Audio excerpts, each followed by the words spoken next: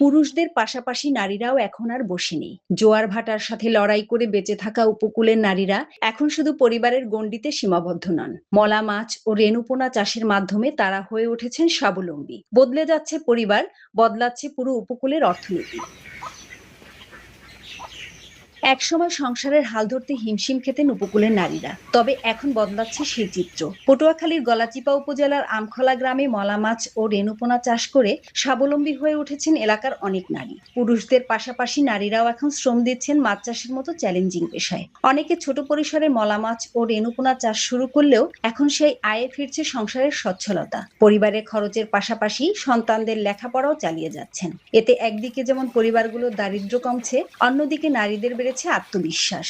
আমি রেণু চাষ করি, ভবিষ্যতে দেখা যাবে। প্রথম শুরু করেছি আমি, যদি পাশাপাশি ভালো হয় তাহলে আমি করলাম, অন্যজনেরও পরামর্শ দিলাম। আমি কোডেক থেকে আর্থিক সহায়তা পাইছি। আমি কোডেক থেকে রেণু দিছে, জাহিজাল দিছে, নেট দিছে, চুনা দিছে, সার দিছে।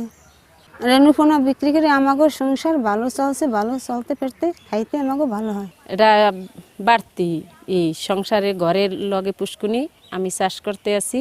মলা মাছ যে পুকুরে চাষ হয় এটা জানতাম না, কিন্তু এটা কোটেক জানাইছে।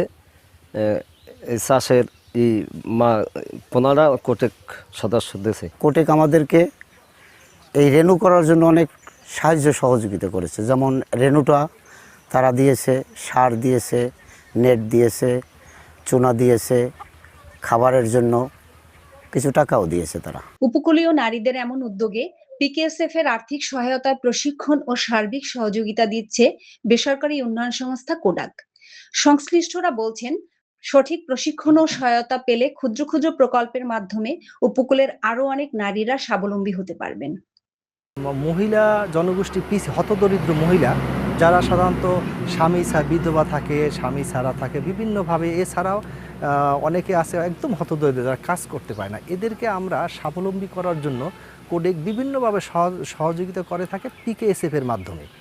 পিকেএসএফ এর অর্থায়নে কোডেক এই উপকূলীয় অঞ্চলে যে সকল সদস্যদের পুকুর আছে ওনাদেরকে মাছের পোনা, রেণু এবং অন্যান্য বিভিন্ন ধরনের প্রশিক্ষণ সহ আর্থিক সহায়তা করে থাকে।